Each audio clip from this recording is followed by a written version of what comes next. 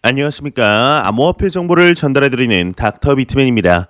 평일의 시작 월요일에 아침이 밝아왔습니다. 어떻게 편안한 주말 보내셨나요? 이 주말을 보내고 맞이하는 월요일은 항상 힘들기만 한데요. 이 월요병이라는 말이 괜히 생긴 것이 아니겠죠. 오늘의 날씨를 보니 최저 0도에서 최고 기온 8도로 최근의 기온과 비교해 보았을 때 다소 따뜻한 날씨가 지속이 될 것으로 보입니다. 오후에는 구름이 좀 낀 날씨가 지속이 될 것으로 보이는데요. 어차피 맞이해야 할 월요일이라면 그래도 활기차게 보내는 것이 좋지 않을까 싶습니다. 오늘 하루 화이팅 하시길 바라면서 이제 월요일의 아침은 지난 한 주간 나왔던 주요 소식들을 정리해보는 시간을 가져보도록 하겠습니다. 지금으로부터 정확히 일주일 전이죠. 1월 17일 월요일에 아침이 시작이 되자마자 하나의 소식이 나오게 됩니다. 바로 미국의 가장 큰 마트 프랜차이즈죠. 이 월마트에서 암호화폐 관련 상표권을 신청한 것인데 현재 월마트가 암호화폐 시장에 보여주는 기조를 보았을 때 전 매장에 비트코인 ATM을 설치하는 등 긍정적인 모습들을 보여주고 있는 중입니다. 이 암호화폐 관련 상표권을 신청한다는 것은 상당히 유의미한 일이었는데요.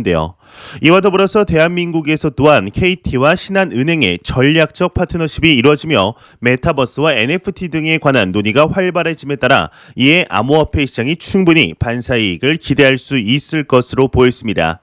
또한 추가적으로 대한민국의 4대 거래소라고 불리우는 이 빗썸과 대기업 간의 파트너십 소식도 나왔었는데 바로 빗썸이 LG CNS와 손을 잡고 상반기 NFT 거래소를 설립하겠다는 발표를 한 것이죠.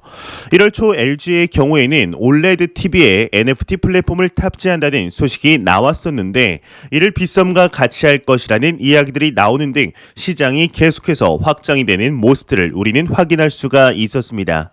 이러한 소식들이 나왔지만 또 긍정적인 소식들만 나온 것은 아니었습니다. 지난 11월만 하더라도 암호화폐 시장에 대해서 선두주자가 되고 싶다던 싱가포르에서 돌연 하나의 소식이 나오게 되는데요.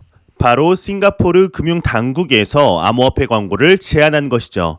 이에 대한 이유를 보자면은 이제 싱가포르는 블록체인 기술 개발과 암호화폐의 혁신적 적용 사례를 긍정적으로 보지만 암호화폐 거래는 매우 위험하며 일반 대중들에게 적합하지 않다라는 명분을 대며 암호화폐 광고를 제한한 것인데 정말 지금 봐도 똥같은 이야기가 아닐까 생각이 듭니다.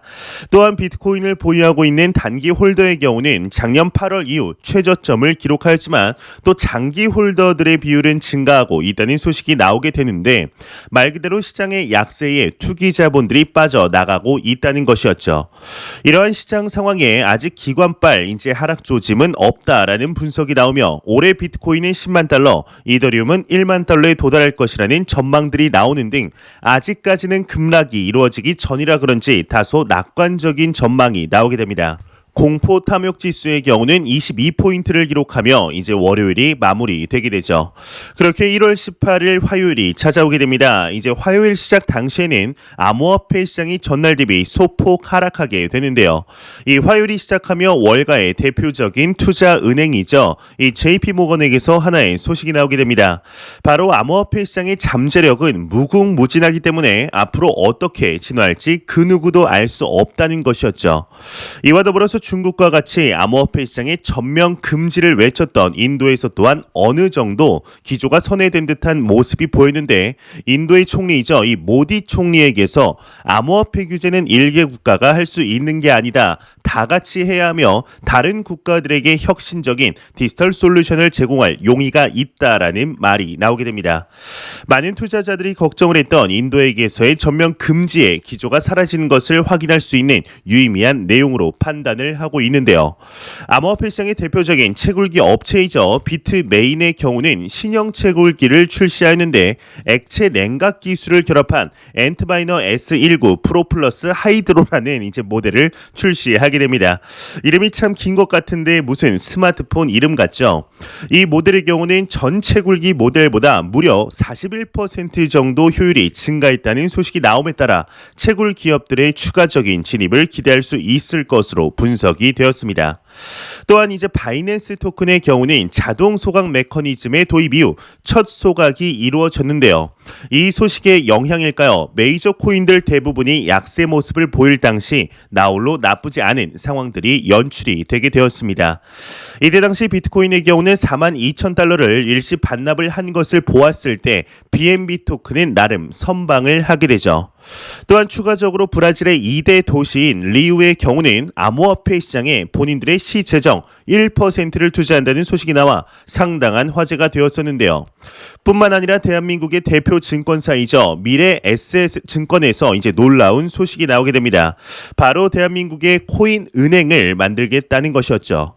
비트코인이나 NFT 그리고 커스터디 사업을 시작으로 향후 투자 상품 개발 등 영역을 확대할 계획을 발표하게 되는데 이달 1월 초 이제 미래에셋 증권 회장의 경우에는 암호화폐를 통한 새 성장 동력을 적극 발굴하겠다라는 이야기를 신년사를 통해 하였지만 이렇게까지 빠르게 행동으로 옮길지는 미처 생각하지 못하였습니다.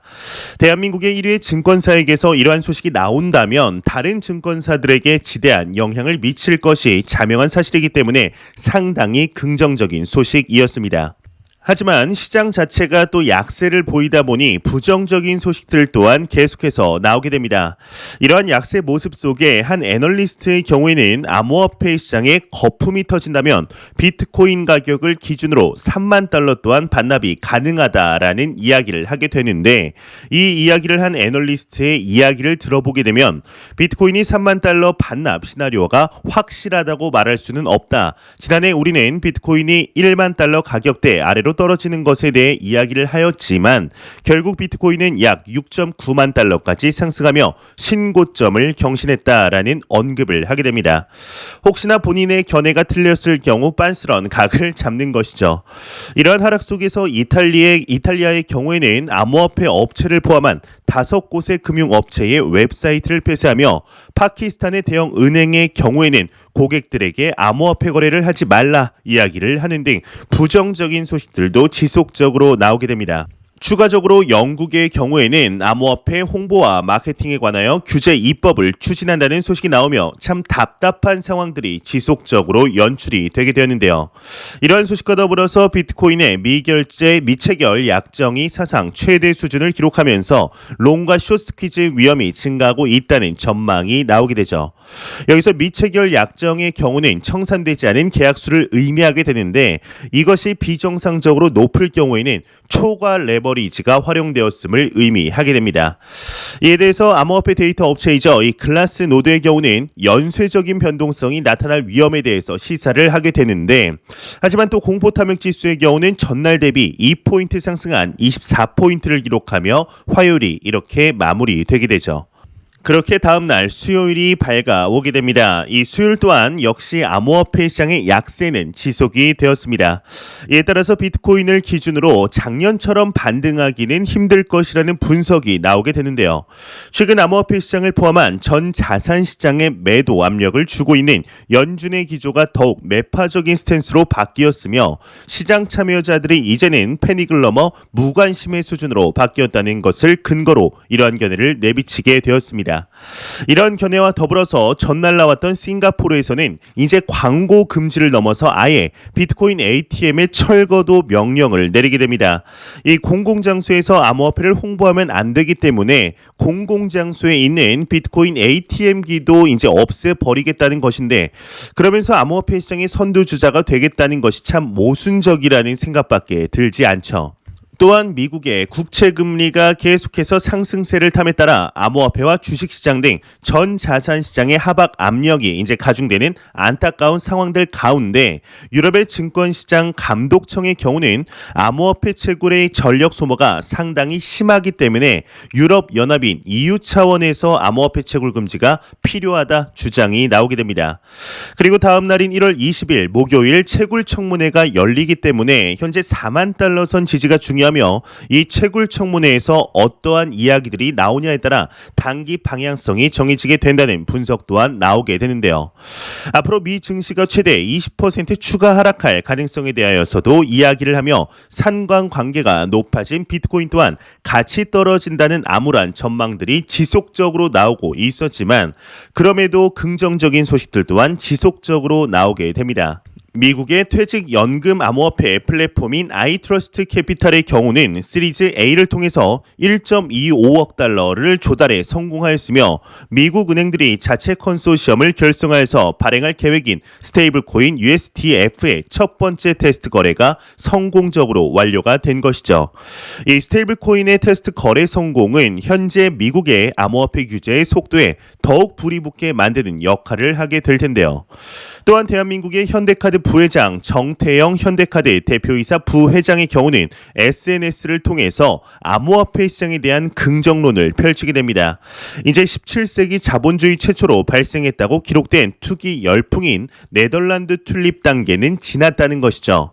또한 이란의 경우는 CBDC를 시범적으로 출시할 계획을 밝히게 되며 미국에서 가장 오래된 은행인 뉴욕 멜론은행의 CFO의 경우는 당국에게 명확한 암호화폐 규제를 내놓으라며 누가 암호화폐를 규제하는지조차도 혼란스럽다는 이야기를 하게 됩니다. 현재 미국의 규제 모습을 보게 되면 미국의 증권거래위원회인 SEC와 상품선물거래위원회인 CFTC와의 주도권 싸움이 지속이 되면서 이 암호화폐 시장의 성장 저해 요인으로 작용하고 있는 것이 맞기 때문에 이러한 이야기가 나온 것으로 볼 수 있겠습니다. 이 공포탐욕 지수의 경우는 전날과 동일한 24포인트를 기록하면서 여전히 극단적인 공포 단계를 기록하죠. 이렇게 수요일이 마무리가 되게 되며 이제 1월 20일 목요일이 찾아오게 됩니다. 이 목요일이 시작하자마자 이제 XRP 투자자들에게 부정적인 소식이 나오게 됩니다. 바로 리플 공동 창업자인 크리스 라센의 변호인단 중 한 명인 로빈 린슨메이어 변호사가 소송에서 물러난다고 밝히게 되었는데요. 이 소식이 나오면서 소송이 더욱 길어지기 때문에 이러한 변호사의 사임이 나온 것이 아닌가에 대한 온갖 추측들이 나오게 되죠. 안 그래도 계속해서 연장되는 SEC와의 소송 속에서 참 좋지 않은 소식들이 지속적으로 나오게 됩니다. 또한 시가총액 2위의 부대장 코인인 이더리움의 경우는 3,000달러 지지 테스트를 받고 있으며 반등이 어렵다는 견해와 더불어서 연방거래위원장의 경우는 다시금 비트코인과 이더리움의 채굴 전력의 소모가 크다는 견해를 내비치게 됩니다. 또한 호주의 증권투자위원회의 위원장의 경우는 지금의 시장 하락의 투자자들에게 이제 경고를 하게 되는데요. 바로 암호화폐 투자의 모든 것을 걸지 말라는 것이죠. 하지만 이는 증권위원장의 자리에 있는 인물이 충분히 할 수 있는 말로서 이 위원장 또한 우리는 암호화폐 산업을 반대하는 것이 아닌 나쁜 행동이 근절되길 바란다라는 이야기를 덧붙이게 됩니다. 일례로 호주의 최대 은행이라고 불리우는 이 커먼웰스 은행이 암호화폐 거래와 매매 그리고 보관 서비스를 진행하고 있는 것을 보게 되면 호주의 금융당국과 시장이 이 시장에 대해서 어떻게 생각하고 있는지를 충분히 알 수 있다고 생각이 드는데요. 부정적인 소식들이 또 나오지만 그럼에도 유튜브의 이제 모기업이죠. 고래 중에 고래라고 불리우는 구글에서 디지털 카드에 암호화폐를 저장하는 방안을 검토하고 있는 것이 포착이 되게 되었습니다. 이에 대해서 구글 커머스 책임자인 빌 레디의 경우에는 이러한 구글의 모습은 암호화폐를 포함한 금융 서비스와 협력하기 위한 전략의 일부라는 것을 공개적으로 밝히게 되는데요. 이와 더불어 블룸버그 또한 구글이 현재 블록체인 전담 그룹을 조직 중이라는 기사를 내놓게 됩니다. 이와 더불어서 FTX CEO의 경우에는 최대 2년 안에 미국 내 암호화폐 거래량이 무려 3배 이상 증가할 전망을 내놓았으며 이에 따라 SEC의 자문위원회 멤버의 경우는 미 SEC에게 대중들의 의견을 수렴할 것을 요구하게 됩니다. 이에 대한 내용을 조금 더 살펴보자면 SEC의 현재 정책은 하위 테스트를 무기 삼아 소송을 제기하도록 설계된 것처럼 보이며 이처럼 무분별하게 법적 원칙을 확장하는 것은 결국 패배 전략일 수밖에 없다 비판하면서 이 투자자들이 하고 싶은 말을 하며 사이다를 우리에게 선사하였죠. 그러던 와중에 갑자기 또 러시아에서 하나의 소식이 나오게 되는데요.